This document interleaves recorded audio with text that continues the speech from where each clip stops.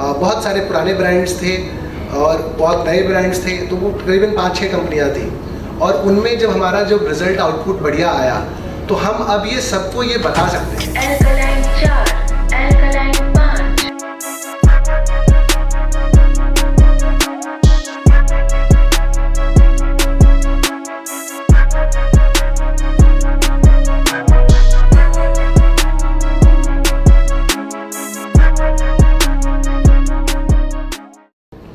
Thank you Zubair ji, thank you Satyajit ji, thank you Krish and the entire distributors family here and entire B4 family. First of all, मैं ज़्यादा prepared हूँ नहीं इसके लिए। पहली बार इतने सारे लोगों के सामने कुछ चीज़ बताने का एक मौका मिला है।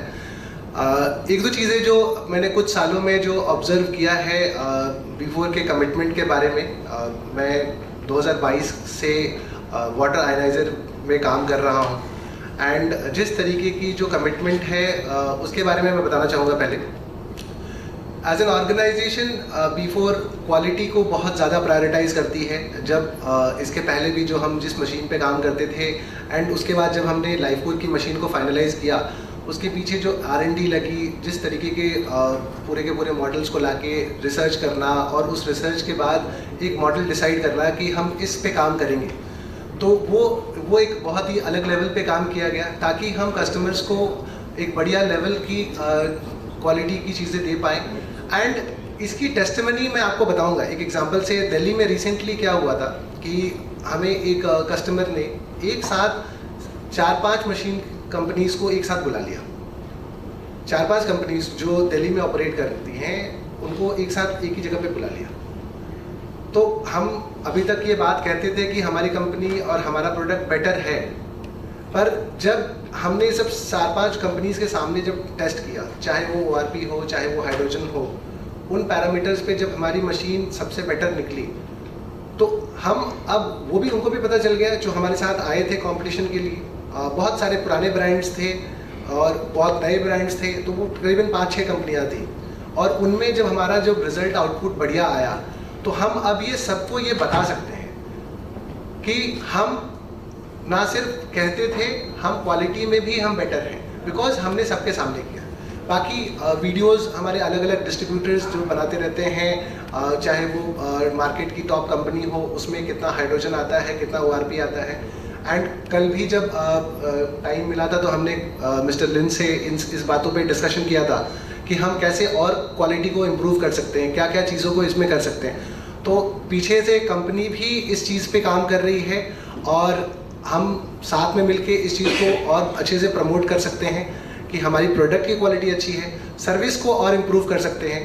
सर्विस के ऊपर अगर हम काम करें तो मार्केट में जो बहुत बड़ा गैप है वो सर्विस को लेकर है। कंपनीज प्रोडक्ट तो बेच देती हैं या फिर कंपनीज अलग अलग प्लेटफॉर्म के थ्रू या फिर अलग अलग चैनल्स के थ्रू मार्केट कर देती है अपने प्रोडक्ट को, पर सर्विस नहीं देती है।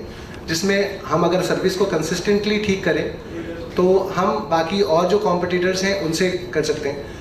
और एक जो चीज़ है वो है कि हम कंसिस्टेंट मार्केटिंग, जिसमें कि एक प्रीमियम कस्टमर को अगर हम टारगेट करें तो और भी बेटर कर सकते हैं हम उसमें। जो हमारी अभी टारगेटिंग है या हम जिस तरीके से जिन कस्टमर्स को दे रहे हैं उससे हम अलग कस्टमर्स को थोड़ा टारगेट करें तो और भी हम बेटर काम कर सकते हैं इन सब चीज़ों पे। और एक हम कोशिश करें कि जैसे अभी जो हमारे एक्सपीरियंसेस हैं उसको हम शेयर करें। मैंने आज भी रिक्वेस्ट किया था सत्यजीत जी से कि हम कलेक्टिवली बीच बीच में एक मीटिंग करें जहाँ पे कि जो भी एक्सपीरियंसेस हो रहे हैं, जो भी इश्यूज़ आ रहे हैं, जो चैलेंजेस आ रहे हैं, उसको एक कलेक्टिव प्लेटफॉर्म पे रेगुलरली हम शेयर करें।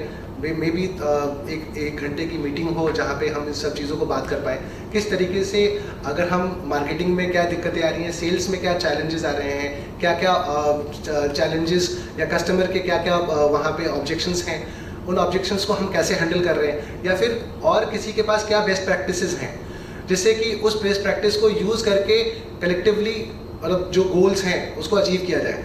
अभी मैं शायद बाहर था तब नीरज जी और हमारे महितोषदा ने कहा कि हम टारगेट करें कि हम बहुत सारी मशीनें लगाएं। एग्जैक्ट नंबर शायद मैं मिस कर गया था, और 10,000 मशीनों की बात हो रही है। और ये मेरे मन में भी था, मैं मतलब नंबर मिस किया था इसलिए मैंने कहा कि मैं सुना नहीं, पर अगर 10,000 मशीनें लगानी है हमें ऑल अक्रॉस इंडिया, तो उसके लिए हम अगर ऐसी प्रैक्टिसेस करेंगे तो हम बहुत जल्दी ही उस टारगेट तक पहुंच पाएंगे।